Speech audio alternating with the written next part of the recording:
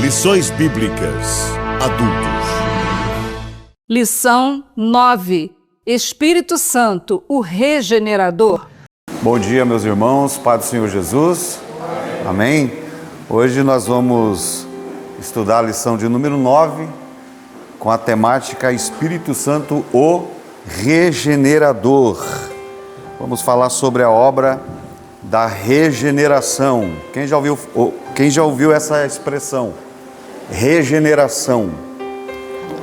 A gente ouve muito na parte de pintura, né? Um exemplo, né? O carro ele danifica a pintura conforme o tempo, né? Você fica no tempo, às vezes você não tem tempo para encerar ele, e aí ele fica com a pintura queimada, né? Aquela pintura que era aquela aparência bonita do carro, ela fica toda desgastada, né? Sem brilho. E aí a gente faz o que? A gente leva lá no funileiro, e aí o funileiro ele faz uma obra de regeneração do carro, da pintura, para tornar novamente, trazer vida à pintura do carro, para que o carro ele venha ter novamente beleza. E não só isso, o processo que o funileiro ele faz é um processo que também vai trazer durabilidade para a pintura do carro. Ele vai aplicar alguns elementos ali antes de propriamente aplicar a pintura, né? Porque ele vai fazer o que? Ele vai lixar aquela pintura velha, vai raspar aquela pintura velha, ele vai corrigir alguns erros ali na lataria do carro, né? Alguns erros de amassado, então ele vai passar uma massa plástica ali. Se precisar soldar alguma coisa, ele vai soldar. Depois que ele faz isso, ele lixa bem, ele usa alguns tipos de lixa, que é lixa d'água, né? São lixas com espessuras mais finas, mais grossas, são específicas para esse tipo de trabalho, para essa finalidade. E aí depois ele vai fazer o quê? Ele vai aplicar um fundo, né? Que é um fundo ali, PU que ele fala, né? Fundo PU. Depois que ele aplica aquele fundo, é todo um processo. Aí ele aplica a primeira mão de tinta, depois ele aplica uma segunda demão, e conforme a necessidade do carro, né? Conforme a necessidade, ele usa até 3, 4 mãos de tinta. E depois de aplicado alguns dias, ele vai fazer a cristalização, né? Vai aplicar o verniz para dar aquele brilho, e também para poder não só proteger o carro, mas para dar durabilidade àquela nova regeneração. Você vê que processo que é? Imagine nós, seres humanos, como que deve ser o processo de regeneração. Não é desse jeito, irmãos. Esse processo do carro, ele é bem mais complexo. Já a obra da regeneração, que nós vamos falar, ela não só muda a aparência do ser humano. Você lembra quando você aceitou a Jesus? Se você olhar aí, se você tem o seu RG antigo, dá uma olhada nele aí antes de você ser crente. Que coisa feia que a gente era, né? Cheio de sombra o olho. Aquele aspecto hostil que a gente tinha. Eu tinha um RG, eu joguei fora, irmão. Depois que eu aceitei o Evangelho, a obra do Espírito não é uma obra do dia para a noite. É uma obra que demanda algum tempo. Porque vai trabalhar o nosso caráter, vai trabalhar os nossos temperamentos. Nós temos 4 tipos de temperamento. Quem sabe os 4 tipos de temperamento? Não é que nós temos, né? O ser humano ele tem. Tem gente que tem 2 temperamentos dos 4. Quais são? Quem sabe os 4 temperamentos? Colérico, sanguíneo, fleumático e melancólico. Colérico, sanguíneo, fleumático e melancólico. Quem pode dar uma definição de um temperamento colérico? O colérico, já fala de cólera, né? Aquela pessoa estourada, aquela pessoa que é impaciente. O seu é assim.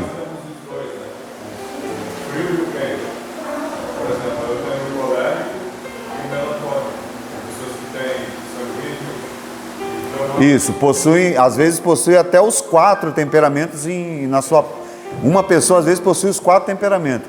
Tem pessoas que possuem apenas um temperamento, que é o colérico, por exemplo. O cara é estourado, tudo ele estoura com todo mundo. Esse é o colérico, ele é colérico. Aí tem aquele que é melancólico, aquele que é mais calmo, parece que é tranquilo, mas na verdade é um perigo o melancólico, porque ele, essa aparência dele, essa aparência dócil dele, calma, esconde às vezes talvez um colérico dentro dele, que ele não manifesta. Mas quando estoura também, o pavio dele é longo. Mas quando estoura, quando pega fogo, é uma dinamite. E tem gente que é um fleumático, tem gente que ele é colérico, ele é estourado, ele é bravo, ele é impaciente, mas ele tem um sanguíneo. Qual é a característica de uma pessoa que tem um temperamento sanguíneo? O sanguíneo é aquela pessoa que é brincalhona, sabe? Brinca, faz piada. E tem gente que é colérico e é sanguíneo, já percebe? Já viu esse tipo de gente? Você convive com ele, ele é colérico, ele é bravo, ele estoura, mas ao mesmo tempo ele é piadista. Ele é uma pessoa que faz você rir. Então, a obra da regeneração, ela vai trabalhar, e essas são algumas dos desafios da obra do Espírito Santo, porque ele transforma, irmãos, o caráter das pessoas, o Espírito Santo. Então nós vamos falar sobre a obra da regeneração, nesse sentido, não de mudar a aparência. E quando eu falei aqui do RG, que a gente era pessoas apagadas, pessoas sem brilho, pessoas sem graça, o Espírito Santo, quando a gente é trabalhado todos os dias, ele trabalha em nossas vidas todos os dias, a gente vai mudando até a aparência do rosto. Já percebeu? Eu vi um amigo esses dias que eu falei: rapaz, você está com o rosto brilhando, está diferente o seu rosto, parece que você fez a harmonização facial, porque está bonito o seu rosto. Por quê, irmãos? Porque ele chegou numa certa idade dele, ele era uma pessoa problemática na igreja, as pessoas vêm problemática, e aí está um grande X da questão para a liderança, para aqueles que lideram, ter a paciência de lidar com esse tipo de pessoa, porque é o Espírito Santo que trabalha nelas, é o Espírito Santo que tem que trabalhar, e nós como líderes, né, como mentores dessas pessoas, nós temos que dar a direção, dar o caminho para elas poder trilhar, e para que o Espírito Santo tenha essa liberdade com essa pessoa, para trabalhar. Essa pessoa era muito difícil, irmãos, assim como nós éramos difíceis de lidar. A gente era desobediente, a gente queria fazer o que quer. Tem gente que às vezes vem de outro ministério, e aí ele quer pôr a visão que ele aprendeu lá, e quando você sai de um determinado lugar para outro, por exemplo, falando de ministérios, você tem que esquecer tudo que você era lá, naquele ministério. Tudo que você fazia, tudo que você aprendeu, você vai desaprender, você vai reaprender. Mas ele não aceita. Não, eu nasci assim, lá na igreja foi assim, eu aprendi desse jeito, e eu só sei fazer desse jeito. Não, a obra do Espírito vai fazer você fazer o quê? Pegar essa construção que é a sua vida, porque nós somos pedras vivas. Paulo diz que o edifício está posto, mas nós temos que saber, o edifício é o alicerce, nós temos que saber como é que a gente constrói a nossa casa espiritual sobre esse alicerce, que é Cristo. Como é que você está construindo a sua casa espiritual? Com bondade, com solidariedade, com compreensão, perdoando, aceitando a correção às vezes. Então a obra do Espírito Santo, ela não é uma obra da noite para o dia, é uma obra que às vezes demanda anos, afincos da nossa história. Então esse irmão aí, ele já tem uma certa idade, mas eu lembro, irmãos, quando ele era mais novo, o trabalho que ele deu na igreja, irmão, o trabalho desobediente, não respeitava a liderança, batia a boca com os pastores, não aceitava a correção, ele não aceitava obedecer a palavra de Deus. Não é obedecer ministério, irmão, não é obedecer regras humanas, é obedecer a palavra de Deus. E aí eu vi, irmãos, que ele passou um processo de saúde, que ele está numa cadeira de roda hoje. E ele, nessa cadeira de roda, algum tempo atrás, o Espírito Santo trabalhando na vida dele, foi trabalhando, até a forma dele falar com você é diferente hoje. É uma forma mais dócil, é uma forma mais branda. Ele já não bate mais boca com as pessoas, tentando mostrar que ele tem conhecimento, mostrar que ele tem mais sabedoria que os outros. Então ele é uma pessoa mais que ouve mais, é uma pessoa que está mais comedida, porque o Espírito Santo trabalhou nele. Mas foi necessário algumas coisas acontecerem na vida dele, que a gente às vezes tem como coisas ruins, mas a Bíblia fala que todas as coisas contribuem para o bem daqueles que são chamados por Deus, né? Todas as coisas contribuem, tudo contribui. As coisas ruins contribuem, as intempéries contribuem, os acachapamentos da vida contribuem, os encalacramentos da vida contribuem, irmãos. As perseguições contribuem para que o Espírito tenha a liberdade de trabalhar o caráter humano. É nessas situações que o Espírito Santo ele vai trabalhar nas nossas vidas. E aí aquele homem rude, aquela pessoa hostil, colérica, insuportável, né? Porque tem pessoas que ela não tem o sal, porque a Bíblia fala que nós temos que ser o quê? Sal dá. E o que o sal ele faz? Uma das qualidades do sal é dar sabor à comida. Então tem gente que chega no ambiente, ao invés dele dar sabor ao ambiente, ele azeda o ambiente. Tem gente que é assim, né? Você fala, já chegou esse cara, chegou essa irmã, você está todo mundo ali alegre, todo mundo em comunhão, aquela fraternidade maravilhosa.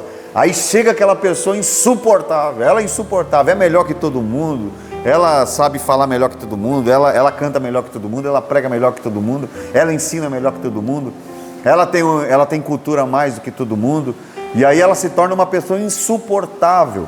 E aí quando ela chega no ambiente, irmão, onde estão as pessoas ali se confraternizando, e aí tem gente que fala assim, rapaz, eu vou dar uma desculpa para ir embora, porque essa pessoa chegou, e quando ela chega, azeda o ambiente.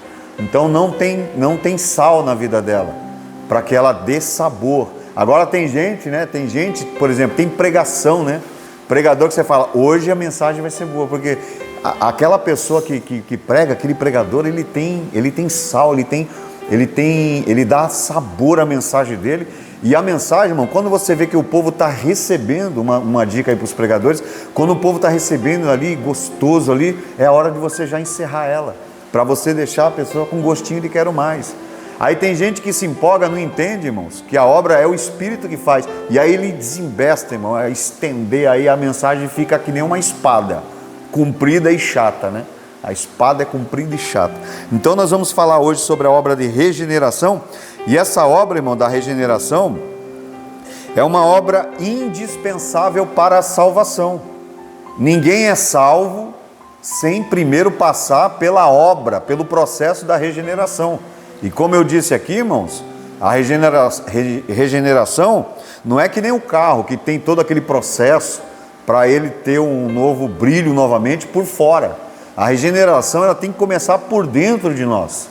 Ela tem que começar no nosso interior, porque não adianta, irmão, a gente pegar uma pessoa e passar o verniz da religião por fora nela apenas, aí ela vai se vestir como a religião quer, ela vai deixar o cabelo grande como a religião pede, vai pôr as roupas conforme as indumentárias, conforme a religião exige, e aí ela vai apenas cumprir uma regra religiosa. E ela vai viver por essa regra, achando que se ela cumprir isso bem, ela vai ser salva. E não é nada disso. A regeneração não tem nada a ver com isso. A regeneração é uma obra do Espírito dentro de nós, dentro do nosso espírito, dentro da nossa alma, dentro do interior humano. E aí quando fala dentro do interior, vai trabalhar tudo ali dentro, irmãos. Vai trabalhar a sede das nossas emoções, porque nós somos seres tricotomos, e a gente não se cansa de falar isso. E Paulo, ele dizia sempre isso, não me canso de dizer sempre as mesmas palavras. Então, nós somos seres tricotomos, nós somos compostos de 3 substâncias. Quais são essas 3 substâncias? Espírito, alma e corpo. Diga, espírito, alma e corpo. Por que não começa primeiro corpo, alma e espírito? É espírito, alma e corpo, porque a obra da regeneração, ela se dá primeiro no espírito. Depois ela passa para a alma. A alma é toda a sede dos desejos humanos. Por exemplo, você tem sonhos de realizar projetos. Isso nasce da onde? É gerado na sua alma. E a Bíblia diz que a bênção demorada, a resposta demorada, ela faz o quê? Ela adoece o coração. Então, quando você não alcança, irmãos, aquilo que você tanto almeja, ou está demorando, e aí você se desespera às vezes, isso parte da nossa alma, a sede dos desejos humanos parte da alma. Por isso que há uma guerra entre essas três camadas, né? O espírito, Paulo diz que ele luta com a carne, que é o corpo. Porque a carne, ela pende, irmãos, por causa do pecado de Adão, que nós herdamos o pecado de Adão, a carne, ela pende para aquilo que é ruim, para aquilo que faz a gente cometer pecado. O que é pecado? Pecado é transgressão da lei de Deus, é transgredir a lei de Deus. E o que é a lei de Deus? É só isso que está escrito aqui, 513 mandamentos, leis, mandamentos cívicos, sociais, de caráter, que fala de caráter humano, que fala de índole, que fala de personalidade. Não é só isso, tem as leis de Deus, por exemplo, ela está exposta em toda a natureza, por exemplo. A lei de Deus, ela abrange muito mais do que 513 mandamentos que tem aqui na Escritura. É muito mais do que isso. São leis de Deus, por exemplo, existem leis na natureza que não podem ser quebradas. Existem leis, né? Lei da física, né? A lei da ciência quântica, a teoria da corda. São leis, irmãos, importantíssimas, que não devem ser quebradas, os princípios dessas leis. Então, as leis de Deus, elas serviram para quê? Para apontar os nossos erros. E ela só vale para quem peca, eu já disse aqui uma vez. Por exemplo, quando ele deixou o decálogo. O que é o decálogo? São os 10 mandamentos. Que ele diz, não matarás, não roubarás, não dirá falso testemunho, né? Não cobiçareis. E ele diz mais, não cobiçareis a mulher do... Não cobiçareis a mulher do... Por que existe essa lei, irmãos? Por que existe essa lei? Não cobiçarás a mulher do próximo. Por quê? Porque ele estava avisando lá na frente o resultado dessa prática desastrosa. Então ele diz assim, não cobiçarás a mulher do próximo. E eu acrescento, principalmente se o próximo estiver próximo. Porque se você cobiçar, se o próximo estiver próximo, você vai tomar uma pisa. Esse é o resultado, irmão, de você cobiçar a mulher do próximo, principalmente se o próximo estiver próximo.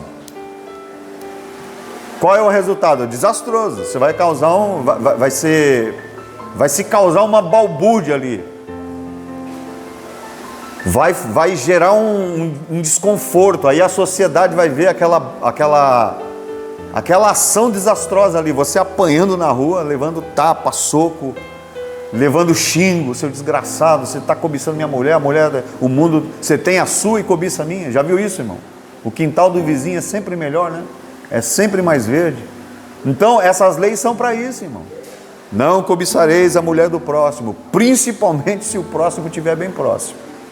Então essas 10 leis que Deus ele estabeleceu ali para Moisés no Monte Sinai, Jesus ele faz o quê? Ele destrói essas leis? Não, ele simplifica ela. O que ele faz? Não foi dito aos antigos, não matará, porém eu vos digo. Jesus, o que ele faz? Ele sintetiza esses 10 mandamentos em dois mandamentos, que é o que? Amarás o Senhor teu Deus de todo o teu coração, de todas as suas forças, de todo o teu entender, e amarás quem? O teu próximo como a ti mesmo. Então ele pega os 10 mandamentos ali, as 10 leis dos 10 mandamentos, o que ele faz? Os 5 primeiros mandamentos ali da lei falam o quê? Da responsabilidade do homem com Deus. E os outros 5 falam da responsabilidade do homem com o homem. Então ame o Senhor teu Deus. Se você ama, você vai cumprir isso aqui. E para amar o próximo, eu preciso amar primeiro quem? Se eu não amar Deus em primeiro lugar, eu não tenho condição de amar você. E amar, irmãos, é uma construção. O amor é uma construção. Ou você chega assim, olha para a pessoa e fala, olha, eu olhei para você e você é a mulher da minha vida, o homem da minha vida. Não é assim. Só porque você viu a aparência, ele bonitinho, ela bonitinha. Vai ser o dia a dia que vai mostrar se você ama ou não ama. E o amor é uma construção. Porque o que Paulo ele diz lá em 1 Coríntios 13? O amor tudo sofre, o amor tudo crê, o amor tudo suporta, o amor não trata com indecência, não trata mal as pessoas, o amor não se alegra com a injustiça, mas ele folga com a verdade. E Paulo ali está falando para uma igreja que estava brigando por causa de dons espirituais. Ele falou assim, havendo profecia vai cessar, não adianta falar a língua dos homens e dos anjos se não tiver amor. Seria como um sino que tine, já bateu no sino, faz tim, o sino tine, mas ele acaba o som. Não adianta você dar os seus bens aos mais pobres para satisfazer a necessidade visceral dele, se não tiver amor, vai ser perca, vai ser prejuízo financeiro para você.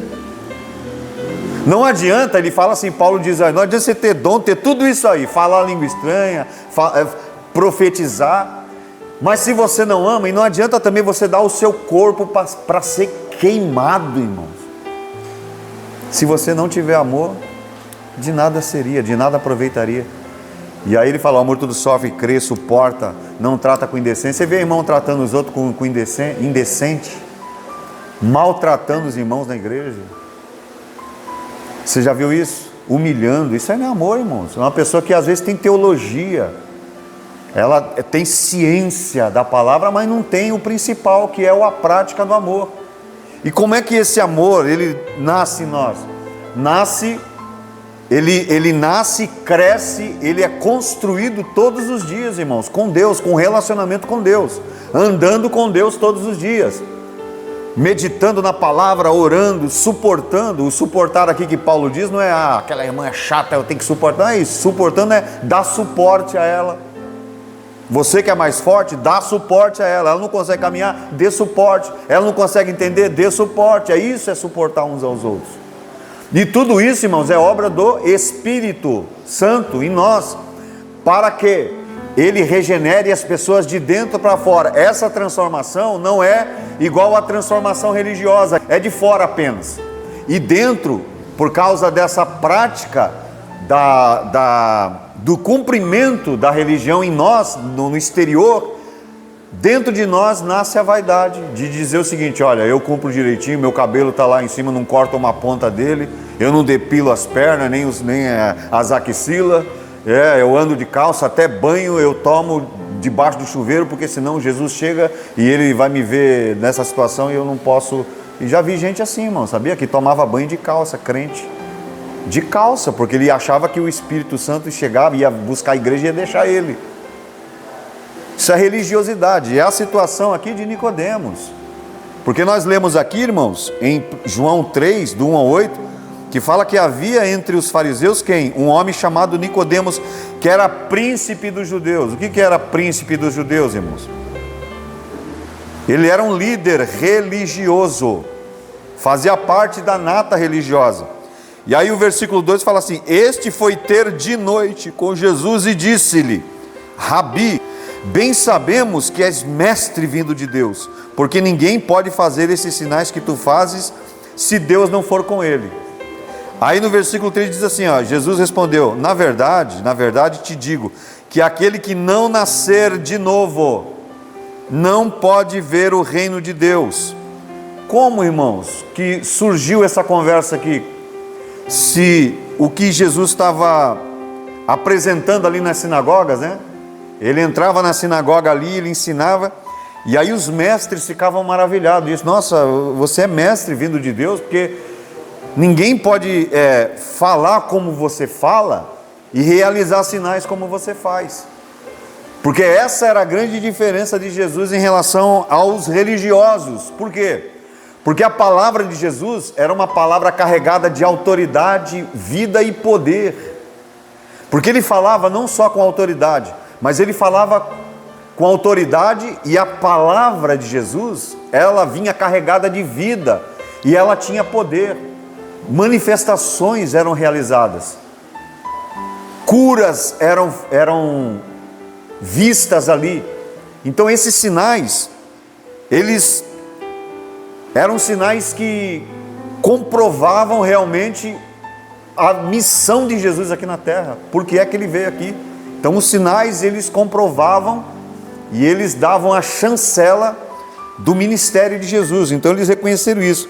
E aí ele diz, olha, na verdade te digo que aquele que não nascer de novo não pode ver o reino de Deus.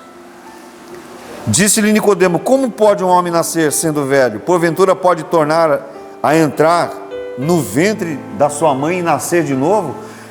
Quando Nicodemos ele expressa essas palavras a Jesus, ele está demonstrando total desconhecimento da obra do Espírito Santo e das coisas espirituais.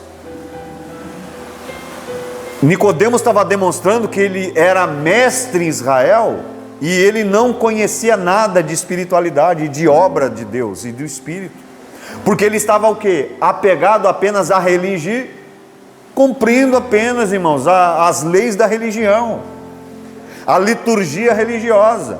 E tem muita gente na igreja que acha que só porque vem na igreja não dobra o joelho para orar, não traz Bíblia, não se manifesta, né? Acha que só vindo aqui já vai ser salvo, e não vai, irmão, está perdendo tempo. Nicodemos era assim, era mestre ali, ele era líder religioso, respeitadíssimo, conhecidíssimo, era tão respeitado que a preocupação dele era tão grande, porque Jesus era perseguido ali, irmão, pela nata religiosa. Ele não era bem visto ali na nata religiosa. Por quê? Porque ele não fazia parte do pedigree. Porque Jesus, de que tribo Jesus ele nasceu? Das 12 tribos, de qual tribo ele nasceu, Jesus? Ele veio da tribo de Da tribo de Judá, irmão, não tem levita, não tem sacerdote. Ele tinha que vir da tribo de Levi, para que a nata religiosa dissesse o seguinte, olha, você é mestre, você é sacerdote, você é um líder, você é um mestre que pode estar andando conosco, mas porque Jesus não era da tribo de Levi, irmãos? Da tribo de Levi vinham os levitas, os sacerdotes. Jesus era da tribo de Judá, não tinha nada a ver. Então, a religião dizia o seguinte, ó, aqueles que devem ministrar e devem ser mestres, eles têm que vir da tribo de Levi. Eles têm que vir da nata ali, do pedigree religioso. E Jesus não era da tribo de Levi. Mas a Bíblia diz que ele é o que? Sacerdote eterno segundo a lei de Melquisedeque, segundo a ordem de Melquisedeque. Então por isso que a religião, os religiosos não aceitavam Jesus. Ele não é da tribo de Levi, ele não veio do pedigree, então ele não veio da descendência de Levi, então ele não pode ser mestre, então ele era rechaçado. Jesus era rechaçado, ninguém reconhecia ele como mestre. Só que Nicodemos reconheceu. Por que ele foi de noite lá? Porque ele não queria que os outros religiosos, mestres ali, que faziam parte ali, daquele rabinato de Israel, eles não queriam ver Nicodemos ali, você é mestre aqui, você está se assemelhando a esse homem, você está se reunindo com ele, nós já o rejeitamos porque ele não vem da tribo de Levi. Ele é um falso mestre, ele é um falso doutor. Então, o Nicodemos aqui, com essa expressão, pode um homem voltar ao ventre da sua mãe e nascer, ele estava demonstrando total desconhecimento da obra de regeneração, dessa obra de transformação, que ela começa de dentro para fora. E quando nós somos transformados, irmão, de dentro para fora, em nós resplandece, irmãos, a glória de Deus, não no nosso rosto, mas a nossa atitude muda, sim ou não? Quem roubava não rouba mais, quem adulterava não adultera mais, até as vestes dele muda. E tá aí, aqui o comentarista vai fazer referência a Tito. Você quer aprender a andar como convém um homem de Deus? Você quer aprender a andar como convém um jovem? Você quer aprender a andar como convém uma mulher de Deus? Porque ali está falando que a obra da regeneração transforma de dentro para fora. Não só transforma dentro e por fora não reflete. Tem que refletir fora, irmão. Tem que refletir fora. E aí, a carta ali de Paulo a Tito vai ensinar tudo isso, irmão. Vai ensinar tudo isso. Ele vai falar assim que o homem de Deus, o verdadeiro homem de Deus, principalmente aqueles que estão na frente, primeiro, ele tem que saber se comportar como tal. tendo uma mulher como esposa, obediente, submissa, mas a submissão ali, irmão, não é que foi falado aqui no ensino, que o homem é o cabeça da casa. Mas ele não é o cabeça, não pode ser um cabeça que tratora a sua família. Eu sou o cabeça e acabou, aquela vaidade, não. Porque a mulher foi tirada da costela, do lado, para quê? Para que ela fosse ajudadora, não foi tirada do pé. Por quê? Para que o homem não pise nela. Foi tirada do lado, para ser adjuntor. O que é submissão? Tem que ser submissa ao marido. Aí hoje o feminismo diz que se você não tem que obedecer ao seu marido. Você não tem que ser submissa ao seu marido. Ser ministra, né? Mas quando ela está lá diante do patrão, ela obedece quietinha, né? Ela é submissa ao patrão. E por que não é submissa ao marido? Submissão ali, mano, não é baixar a cabeça para o marido, não. Submissão quer dizer estar debaixo de uma mesma missão. Submissão, está debaixo. A função do marido e da mulher é a mesma, tem a mesma importância. Qual é a função do homem? Dar segurança, prover o sustento, é a obrigação do homem, ser homem. Por isso que a Bíblia diz lá, Gênesis, foi lido aqui na quarta-feira, deixará o quê? O homem, o seu pai e a sua mãe, e unir-se-á o quê? A sua mulher. Diga, deixará o quê? O homem, diga homem. Quando fala homem, irmão, não está falando homem de barba, está falando homem que tem caráter. Porque tem homem de 40, 50 anos aí que parece um menino, não tem atitude de homem. É isso que ele está falando, é homem de verdade. Agora tem jovem de 18 que tem mais atitude do que um homem de 60 anos. Ele está falando um homem de verdade, deixará o homem, não é um moleque, não é um menino, deixará o homem com responsabilidade, com cabeça responsável, deixará o seu pai e a sua mãe. Ou seja, quando ele está debaixo do jugo do pai e da mãe, ele está sendo cuidado pelo pai e a mãe, não é isso? Não é assim? O pai está ensinando, o pai está educando, está ensinando princípios. Então, vai chegar um momento que o pai vai ter que liberar esse filho para ele, tem que ser homem, ele aprendeu? Então seja homem agora na vida. Pegue tudo que você aprendeu e aplique na vida. Deixará o homem, seu pai e a sua mãe e unir-se-á o quê? A sua menina?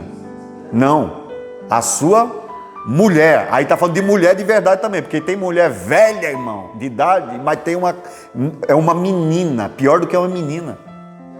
É pior do que menina, no pensamento, no caráter. E tem menina nova, irmão, que tem mais caráter do que uma mulher de 60 anos, de 70. Não aprendeu, só tem idade, irmão. Então aqui está dizendo, quando ele fala homem aqui, mulher, não está falando de idade, né? Que chegou numa idade, e não é isso, ele está falando de atitude. Atitude de mulher mesmo, atitude de homem. Então Tito ali vai falar assim que o homem, ele tem que ser homem no altar e tem que ser homem em casa. Ter a mulher, respeitar a submissão da mulher, como ela tendo também importância, porque o homem traz o sustento, é obrigação, tem que ser homem para isso, tem que ser homem para prover a segurança, não pode ser covarde. O camarada mexeu com seus filhos, está ameaçando, você tem que tomar a frente, que nem um leão. Então ele tem que ter os filhos sob submissão também. Filhos que respeitem o pai. Está em Tito, irmão, não sou eu que estou falando, é Tito que está falando. Eu estou falando da obra da regeneração.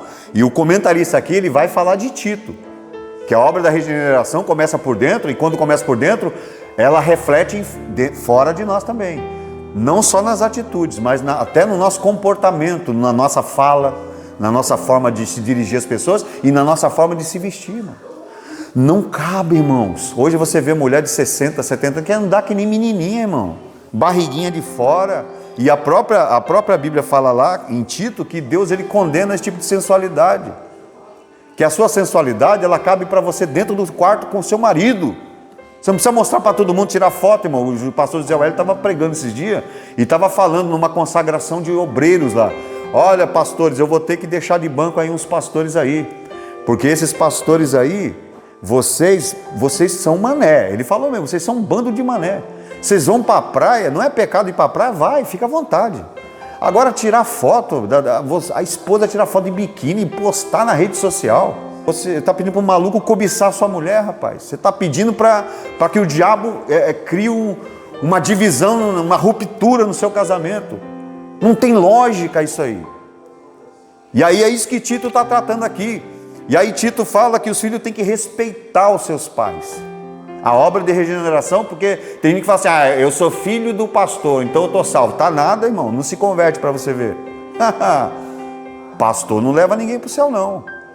A salvação individual, irmãos. A Bíblia diz que estarão 2 no campo, não é assim? 2 lá malhando no campo. Um será tomado e o outro deixado. Estarão 2 dormindo. Casal lá dormindo. Um será levado e o outro deixado. Por quê? Porque, irmãos, um não leva o outro, não.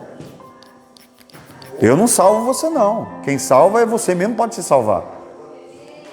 Fazendo o quê? Demonstrando a obra da regeneração na tua vida. Não cumprindo uma tabela religiosa, porque tem um cargo na igreja.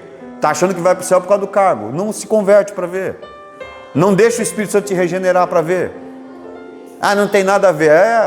O inferno está cheio de boas intenções. Então Tito ali vai falar da obra da regeneração, o que ela faz num homem de Deus. Principalmente aqueles que estão na frente do trabalho. E fala da casa dele. A Bíblia fala que se o homem não tem os seus filhos sob sujeição, ou seja, seus filhos não te respeitam, como é que ele vai respeitar a casa de Deus? E se você, homem, ele diz, não sabe governar a sua casa, você não sabe governar a sua casa, como é que você vai governar a casa de Deus? Como é que você vai cuidar das coisas de Deus? Se nem a sua casa, nem a sua cama. Vamos mudar o mundo, irmão. Não muda nem o lençol da cama dele. Não muda nem a realidade dele, da casa dele. Então é isso que está falando, que a obra da regeneração, ela abrange todos esses aspectos. E aí vai falar do quê? Das mulheres mais velhas. Está lá em Tito, pode ler, irmão. É pequeno, 2 capítulos só. Bem pequeno. Vai falar que as mulheres mais velhas têm que ter comportamento de mulher, irmão. No trato, no vestir. E as mulheres mais velhas têm que ensinar as mais novas a quê? A respeitar os seus maridos. É isso que ele está falando. As mais velhas, qual é o papel? Você fala assim, eu estou aqui na igreja e não tenho nenhum cargo. Não, se você tem uma certa idade, está falando mulher velha aqui, mas não é mulher velha, não é isso, caindo hospedado, não é isso não. Velha que está falando aqui é experiente, mulher experiente, sábia. Mulher sábia. Ela vai fazer o quê? Ela vai ensinar as mais novas. Qual é o papel das mulheres sábias da igreja? Ensinar as mais novas que estão começando a respeitar o seu marido, a saber como se reportar. E aí Pedro diz até sobre as vestimentas. Uso e costume? Não. Ninguém está falando de uso e costume. Estou falando da obra da regeneração. Ninguém está falando assim, você tem que fazer isso. Se o Espírito Santo não mudou você, se você não faz é porque ele não mudou. Ele não entrou em você. Você entrou no Evangelho. Só que o Evangelho não entrou em você. E aí, irmãos, a obra da regeneração, ela é tão importante porque ela vai separar o joio do trigo. A obra da regeneração, ela é tão importante que ela se estende de pai para filho, de filho para filho. Por quê, irmãos? Porque o pai aprende, ele é regenerado, ele é reformado pela obra da regeneração, ele é transformado. E isso demanda algum tempo, e às vezes você vive a vida inteira e você ainda não é completamente regenerado, porque ainda tem coisa em você, que é aquilo que Martinho Lutero fala, que quando você é batizado, você sepulta o seu homem velho, e de vez em quando ele quer ressuscitar. E aí Martinho Lutero fala, quando ele tentar ressuscitar, você põe o pé no pescoço dele e afunda ele. É você que tem que fazer isso. Como assim ele quer ressuscitar? Eu sou uma nova criatura. Aí vem uma pessoa e faz você ficar nervosa. Aí você dá vontade de falar, vou dar-lhe um tapa. Aí você pega, não posso ressuscitar o homem velho, deixa eu afundar ele aqui mais. É assim que você tem que fazer. Você tem que afundar ele. Isso é a obra da regeneração. Por isso que eu falo que a obra da regeneração, ela é uma obra que ela é uma construção. Nós estamos sendo regenerados ainda. Por que a gente não está no céu ainda? Por que a gente está aqui? Porque Paulo diz isso lá em Timóteo. Diz o quê? Enquanto não chegarmos o quê? Na estatura do quê? De varão perfeito. Está na Bíblia, que a gente não lê a Bíblia. E quando lê mal. Enquanto não chegarmos na estatura de varão perfeito. Quem é o varão perfeito? É Jesus. Enquanto nós não ficarmos parecidos com Jesus, nós não estamos prontos ainda, irmão. E essa obra é todo dia. A palavra cristãos, irmãos, ela não foi criada pela religião. Ela foi dada pela população que via as pessoas da igreja, que eram discípulas de Cristo, agindo como Cristo. Ela falou, nossa, ele é igual a Cristo. ela age igualzinho. Olha o jeito que ela trata a prostituta, olha o jeito que ele tratou o cego, olha o jeito que ele tratou o drogado, parece Jesus. Então, cristãos foi uma expressão dada pela população, porque via nas pessoas que seguiam a Cristo as atitudes de Cristo, por isso que é chamado cristão. Ah, eu sou cristão, mas não age que nem Cristo, irmão. É uma gritaria na casa dele, é xingo, vê internet para ficar jogando indireta para os outros. Cadê a regeneração? Cadê a transformação? Então a obra do Espírito, ela vai fazer isso. Então ela é importante, irmão. Em primeiro lugar, é indispensável para a nossa salvação. Ninguém vai ser salvo se não for regenerado. E a gente entende uma pessoa que é regenerada quando ela é verdadeiramente um cristão. Ela age como Cristo, ela fala como Cristo, ela é mansa como Cristo, mas ao mesmo tempo ela tem aquela impetuosidade que Jesus ele tinha também. Quando ele entrou no templo e ele virou as mesas ali, Jesus ali estava irado. A Bíblia diz que o zelo da tua casa me consome, porque as pessoas estavam usando o templo ali para fazer o quê? Mercado, negociata. E tem gente na igreja que às vezes faz negócio com Deus. Deus, se o Senhor não fizer isso, eu não vou fazer isso, não vou mais para a escola dominical, eu não vou mais participar do grupo das irmãs, se o Senhor não me der isso aí, é negociata, irmão. Você precisa ser regenerado. Uma pessoa dessa precisa se converter, irmão. Precisa se converter, porque está negociando com Deus. Se Deus não me der, eu não vou fazer isso. Se Deus não acontecer aquilo, eu não vou fazer aquilo que eu prometi. Isso aí é negociar, irmão. Você precisa se converter, precisa ser regenerado, precisa ir para a oficina de Deus, precisa ir para a oficina do oleiro, ser quebrado. Deus não perde ninguém. Que tem oleiro que ele pega o vaso, não prestou, ele joga fora. Deus não é assim. Ele não dispensa ninguém, ele vai te quebrar de novo, vai morrer de novo e vai fazer todo o processo até você ficar perfeito com as mãos dele. Então, a obra da regeneração, a Bíblia diz, quem pode ler para mim João? 1 João 5, do 6 ao 8. 1 João 5, do 6 ao 8. Por que nós estamos falando sobre a obra da regeneração? Porque ela é tão importante. Importante, em primeiro lugar, para a salvação. Primeira carta de João, capítulo 5, versículos 6 a 8. Este é aquele que veio por água e sangue, isto é, Jesus Cristo. Não só por água, mas por água e por sangue. E o Espírito é o que testifica, porque o Espírito é a verdade. Porque três são os que testificam no céu: o Pai, a Palavra e o Espírito Santo. E esses três são a um. E três são os que testificam na terra: o Espírito e a água e o sangue. E esses três concordam num. Entendeu aqui?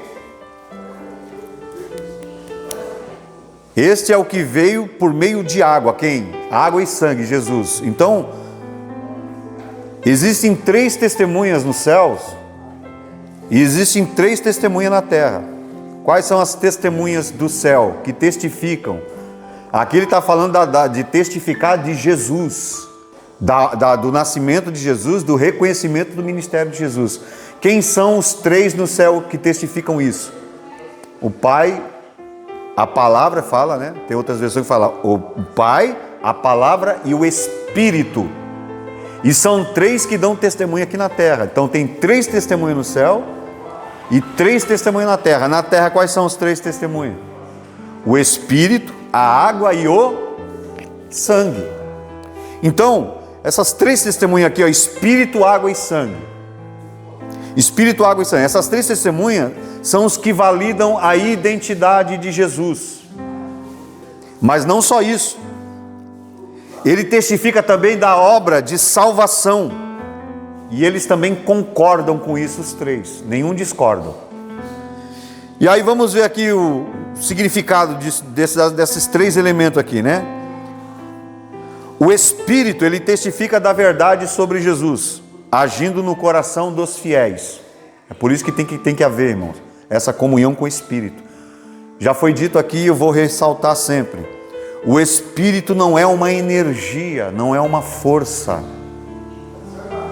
O Espírito, irmãos, ele é uma pessoa, ele é um ente.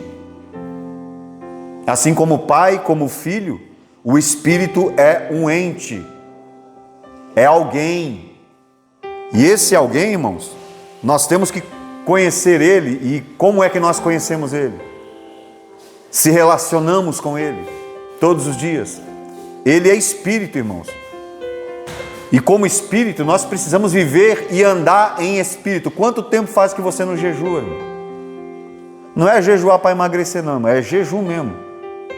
Jejum de você se trancar no seu quarto, lá no seu gabinete, orar, ler a palavra de Deus, meditar. Isso é jejum, não é ir para... Eu vou jejuar e vai trabalhar. Isso aí não é jejum, irmão. Jejum bíblico é o jejum que você se tranca. Para que serve o jejum? O jejum, ele mata, irmãos, a nossa natureza humana. Nós precisamos morrer. Jesus disse o quê? Que o grão de trigo, se ele cair na terra e não morrer, ele não vai produzir fruto. Vai ser apenas um grão. Vai apodrecer ali. Tem gente apodrecida na igreja. Por quê? Porque ela não consegue morrer. Nós precisamos matar a nossa natureza, irmão. Natureza de pecado, natureza egoísta que nós temos, soberba que nós temos. Nós precisamos matar a nossa natureza. E aí, como é que a gente mata a nossa natureza? Jejuando, tirando coisas vitais, irmãos, que é visceral para a nossa vida, que é alimento. Tem gente que às vezes, tem um amigo meu lá em São Paulo, eu sempre falo lá de São Paulo, porque a minha vida foi lá, sempre. Ele dormia, irmão, com 2 litros de Coca-Cola do lado, assim, da cabeceira da cama, que a noite inteira ele tomava, porque ele era viciado em Coca-Cola. E aí? Ele precisava matar a natureza dele. Então o jejum aqui não é jejum só de comida. Você precisa matar a sua natureza, às vezes você tem uma pessoa que você admira tanto, um filho, uma filha, um filho, que você trata que nem um cristalzinho. Não coloca o pé dela no chão, tá sujo. Irmãos, o chão sujo, o chão sujo, ele gera para uma criança, irmão? O que ele traz de benefício? Traz malefício. Não, ele vai fazer a criança ter o quê? Anticorpos. Para criar imunidade, para evitar doenças. Então você que está tratando que nem cristalzinho, você está fazendo um mal para ele. Você vai ver que o grande diabo da vida é você mesmo. Você não está fazendo bem para ele. Você está fazendo mal para ele. Então, a criança com o pé descalço, não coloca. A criança vai crescer uma criança frouxa. Frouxa, e vai crescer uma criança, porque ela está blindada. Ela está blindada, vai crescer frouxa e vai crescer vulnerável. Qualquer ventinho, irmão, qualquer ventinho no verão, já deixa ela gripada, porque ela não tem anticorpos. Porque esses anticorpos, ele é adquirido como? Pondo o pé no chão, irmão, da vida. Deixa-se rolar no chão, no barro. Eu era assim, nunca morri por isso. Hoje você não pode nem dar um tapinha assim na mãozinha. Vou embora de casa, vou chamar a polícia. Filho frouxo, porque o pai é frouxo, mãe frouxa. Então a obra do Espírito, ela nos regenera, e aí fala aqui que são 3 testemunhas no céu e 3 testemunhas na terra. O Espírito, a água e o sangue. Então o Espírito aqui, irmão, ele testifica sobre Jesus agindo no coração dos fiéis. Você conhece Jesus? Você já viu ele? Não. Como que nós conhecemos a Jesus? Quando o Espírito, ele testifica nos nossos corações.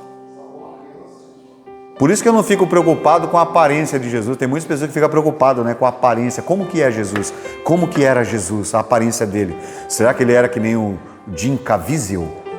Aquele ator lá que fez o Jesus no Paixão de Cristo? Cara bonito, né? Só que aquele sudário, santo sudário, eles pegaram a inteligência artificial e pegaram aquele pano que cobriu Jesus, que ficou manchado. Eles pegaram e desenharam Jesus, ficou um Jesus que aparentemente não agrada aos nossos olhos. Então, quem conhece Jesus, conhece através do Espírito, porque a gente não tem a visão dele, nem imagina como ele era. A gente pode talvez imaginar que Jesus, ele tivesse a pele queimada do sol, porque ele era da Palestina, por causa do sol causticante da Palestina. Isaías descreve que ele era sem parecer e sem formosura, para se entender que tinha uma aparência até mesmo de glória. Não, mas essa interpretação não é porque ele era assim, ele está falando que a aparência dele na cruz agora, porque ele foi chicoteado, batido, estava sangrando. Então a aparência dele na cruz não era uma aparência que a gente fala, nossa.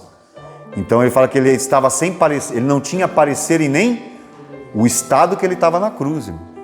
Era essa a interpretação, é o estado dele na cruz, não tinha parecer, porque, irmão, ele foi tão... A gente não pode mensurar. Quando eles pegaram o azorrague, o que era o azorrague? O chicote que eles batiam em Jesus. O azorrague, irmão,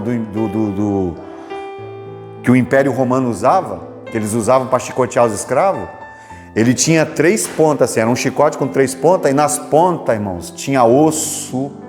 Esses ossos eram envenenados, esses ossos, e tinha também pedaço de metal. Então, quando batia, cravava, eles puxavam, irmão. E quando puxava, rasgava. Então, dizem alguns que assistiram o filme Paixão, se você assistiu, eles dizem que aquilo não foi nem um pouco do que eles fizeram. Paulo apanhou ali, o prisioneiro, ele levava uma quarentena, né, que era 40 chibatadas, menos uma. 40 chibatadas menos uma. Então a lei dizia que eles podiam, que se eles dessem 40 chibatadas, eles tinham que parar de bater. Então quando Paulo fala assim, eu levei 40 menos uma, era quantas? 30 aí? Então ele deu 39, não deu 40, um número completo, eles podiam bater quantas vezes quiser. Eles batiam 39, puxava, rasgava Paulo. E aí eles continuavam batendo, mais 39, mais 39, arrebentava com Paulo, porque se eles dessem 40 pela lei, eles tinham que parar. Entendeu? Aí tem gente que não leva nenhuma chicotadinha, já está, quero sair da igreja. Paulo levou 40 menos uma, irmão. Então era tremendo. Então a obra da regeneração é maravilhosa. E aí fala também que a água testifica. O quê? O batismo, irmão, ele marca o início do ministério de Jesus. Então esses 3 no céu são testemunho: o Pai, a palavra que é Jesus, que ele é o verbo, e o Espírito.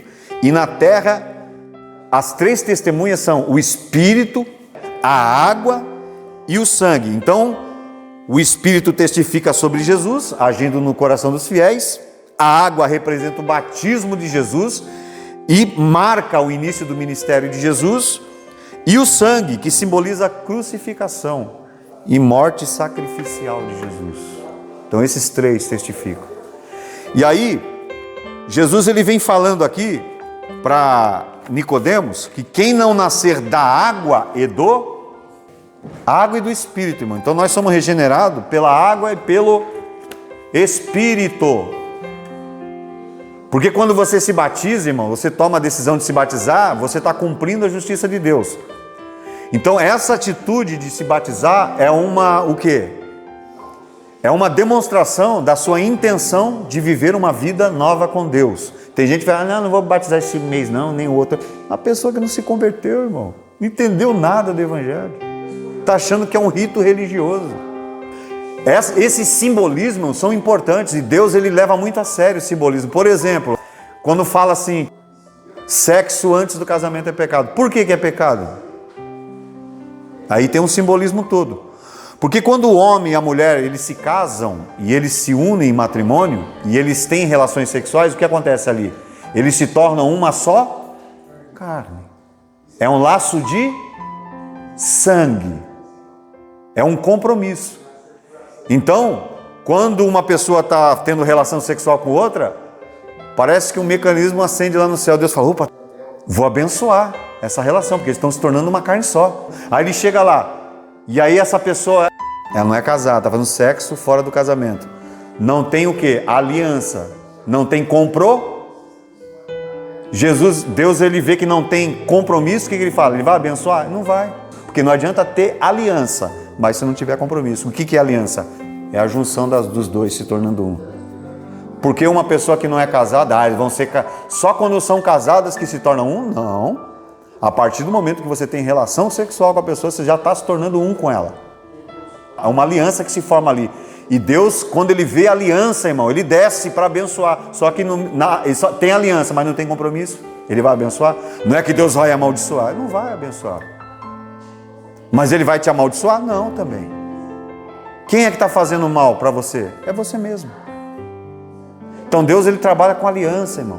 Aliança. É por isso que nós aqui estamos aqui. A aliança do Senhor eu tenho com você. Não é assim a música? Não existem mais barreiras no meu ser. Qual que é o resto da música? Eu sou livre para te amar e te aceitar, para te dizer perdoa-me, irmão. Eu sou um com você no amor do nosso Pai. Somos um no amor de Jesus. Aliança, irmão. Entendeu? Então,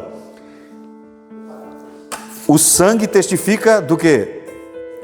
Simboliza a crucificação e a morte sacrificial de Jesus. E Jesus está falando aqui que a regeneração, ela se dá pela água e pelo Espírito. Pela água e pelo Espírito. Nascer de novo. A regeneração é uma transformação espiritual interior, irmão. Não é exterior. Mas ela reflete no exterior. Porque falando de roupa, né, por exemplo, né? Teve uma pessoa que falou para mim, veio bater, quase bateu na minha cara, né? Eu não falei nada, eu só estava ensinando a Bíblia. Eu falei, filha, você está reclamando, o andar lá de cima, a reclamação é lá em cima, fala com Deus. Eu só estou executando o que está escrito aqui, só estou interpretando. Mas roupa não muda caráter. Sim, mas o seu caráter muda só o que você vai vestir. Você chega diante do juiz de bermuda, ó, quem já teve, como eu já tive já. Primeiro que você não chega nem perto do juiz, é 7 passos longe, chegar perto, prisão nele.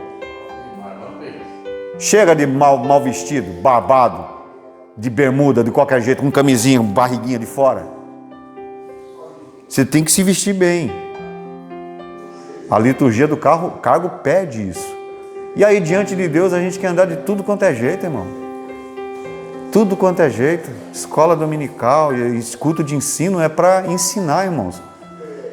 Ensinar que o Espírito, ele transforma. Ensinar, mostrar luz, dizendo, ó, irmão, se você está agindo assim é porque você não foi transformado. Que a obra do Espírito não é gerar religiosos na igreja, irmão. Legalistas. Eu fui assim, quando aceitei o evangelho, eu tinha um cabelo nas costas, irmão. Eu era surfista. Eu era malhadão, eu era fortão, irmão. Porque, imagina, pegava onda todo dia. Corpo estrutural, escultural mesmo. Eu tinha saúde, irmão. Quando cheguei na igreja, irmão, cabelão, me converti, irmão, ao evangelho. Eu tinha acabado de aceitar o evangelho, me levantei a mão, fui batizado com o Espírito Santo. Um mês, irmãos, me enxotaram lá da Igreja Batista. Me enxotaram de lá. Porque toda vez que eles iam orar, né, eles faziam aquela oração deles, né, que é só, eles fazem um círculo, aí 1 hora e o resto cala a boca, né, assim? Quem foi da Batista sabe. Se o outro ficar um orando e o outro, Senhor, já está endemoniado, vamos botar a mão na cabeça. Era assim, só que quando, irmãos, eles começavam a orar, e eu calado ali, ó, alguma coisa começava do meu pé até subir o vaso, enchendo assim, a graça de Deus na minha vida, aí eu começava a glorificar, mas não é que eu queria, do nada, assim, aí começava a chorar, e me expulsaram lá praticamente. E aí eu fui para quadrangular, Na quadrangular eu fui aprender algumas coisas ali. E aí, irmãos, na quadrangular eu comecei a louvar Deus lá, a tocar. Aí os músicos lá me enxotaram, irmão. Fizeram de tudo para me enxotar da igreja, varão. Fiquei 4 meses na igreja quadrangular. Fui batizado lá, nas águas. E aí me enxotaram por quê, irmão? Porque os caras não vinham para ensaio, não orava. E raça é músico, irmão. Raça é músico, já viu? Chega atrasado, já monta o instrumento, começa a tocar, atrapalhar quem está orando. Isso é uma raça difícil, irmão. Não se converteram, irmão. Então, ó, uma vez correram com faca para me matar dentro da igreja, acredita? Músico, irmão, que não ora, que não faz nada. Acha que é vir aqui tocar, se aparecer, mano. Não é assim não. Vieram com faca. Um se levantou, lá veio com a faca. Eu falei, irmão, me colocaram como líder, e como líder do louvor aqui, eu exijo que vocês façam a coisa que é essencial. Não era para me exigir. É bíblico isso. Como é que vocês vão tocar? Vocês nem oram. Vocês não conseguem dobrar o joelho para orar, irmão. E quando ora, é oração miojo. 3 minutos já está pronto. Vocês não conseguem, irmão. Quando a gente ia ensaiar, era 1h30 de ensaio. A gente orava 40 minutos, irmãos. Era 40 minutos para orar, para ensaiar. E aí quando a gente, na Brasil para Cristo, depois eu vou falar que eu estava ali, irmãos, a gente orava, irmão. Antes de ensaiar, a glória descia, irmão. E eu vou falar para você uma coisa que eu me arrepio até hoje. Nós ouvimos no ensaio, depois da oração, no ensaio, vozes cobriram as nossas vozes, uma voz linda, irmão. Que sabe aonde que eu consegui tirar aquela voz parecida? Num sintetizador, que era um teclado. Já viu aqueles... Quando nós orávamos, 40 minutos de oração, e a gente ensaiava no louvor, irmão, veio uma voz dos anjos cantando junto, irmão. Uma coisa, eu já tive essa experiência 2 vezes, dos anjos cantar junto. Era uma voz incomparável, que o teclado chegou perto de tirar uma voz daquela. Coisa linda. E aí eu era líder dos músicos lá, e dos requisitos que eles pediam para os líderes coloque essa cambada de músico para orar, antes de tocar. Não, chegam tudo atrasado, atropelando, tocando, bagunçando. E aí pegaram a faca para correr atrás de mim, dentro da igreja, para você ver como é que eu sofri, irmão. Quem lembra da banda Kadosh? Eu estava lá pregando na igreja deles agora, a banda Kadosh. Eles reuniam os jovens do mundo, Brasil inteiro, em São Paulo. E aí todas essas bandas aí de rock, de louvor, que era famosa, você ia lá e via de graça. E aí, irmãos, chamava várias bandas lá, os caras tocavam, não acontecia nada. Aí o Kadosh, quando cantava, irmão, era uma glória que descia. Mas sabe por que acontecia isso? Porque o líder da banda Kadosh, o Silas, que é meu amigo, ele reunia, antes de subir para o altar lá, ele se reunia no porão e falava assim para os músicos e para os cantores: tem alguém pecado aí? Alguém pecou?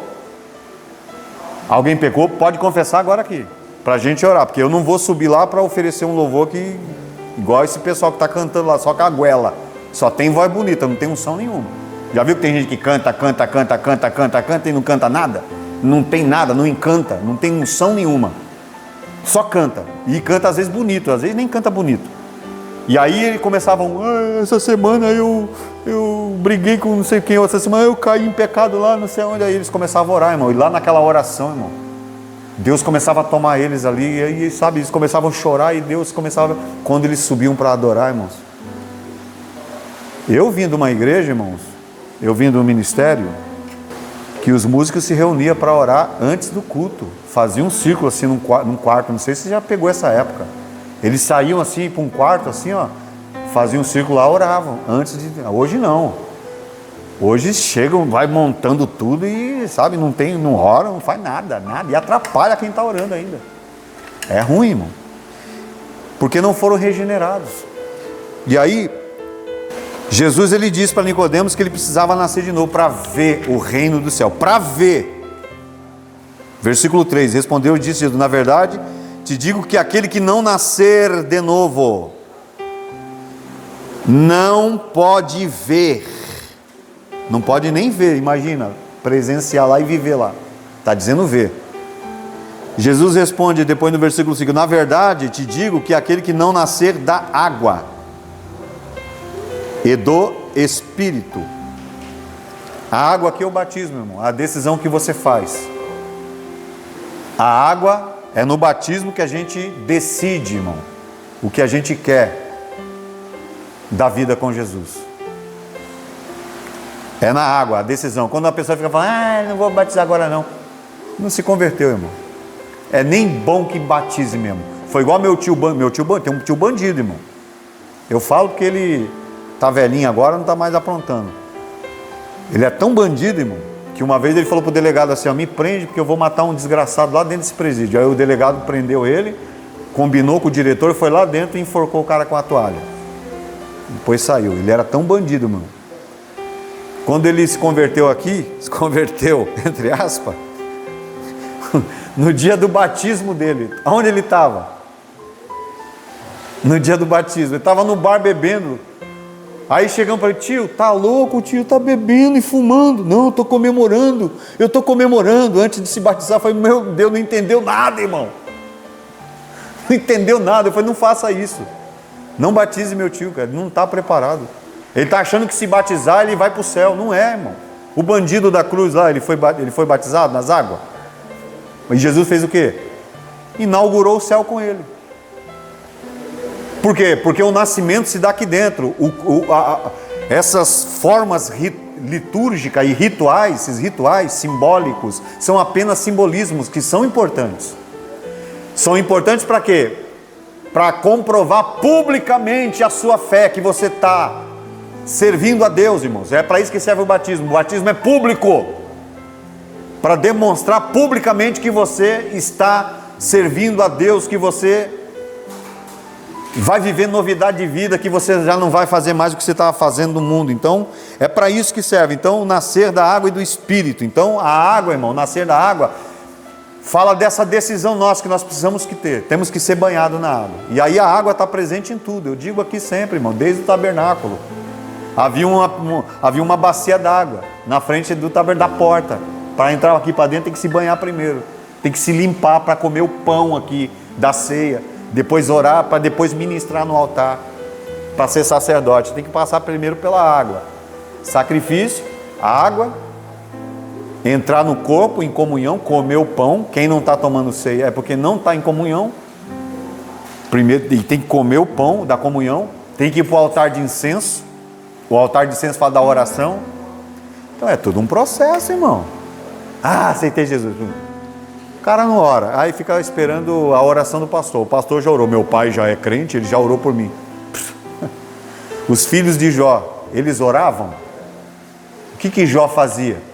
Senhor, estou oferecendo um sacrifício para meu filho, para os meus filhos, porque pode ser que eles pecaram contra o Senhor, eu não sei, mas se eles pecaram, perdoa. E estou oferecendo aqui o sacrifício adiantado já, se eles vierem a pecar. Olha o rigor de alma, olha o rigor religioso dele. Aí os filhos ficavam o quê? Ah, papai está orando, não precisa orar não, estou blindado. Aí que aconteceu o quê? O diabo foi lá e matou os filhos dele, não foi? Então você ora, irmão. E se o camarada não ora? O diabo vai matar ele, e você não tem culpa. Filho de peixe não é peixinho, irmão. Entendeu? Filho de crente não é crentinho. Ah, eu estou salvo porque meu pai é pastor, porque minha mãe é missionária. Não vá orar para você ver se converter para ver. Então, meus irmãos, já caminhamos aqui. Pode chamar lá a classe lá.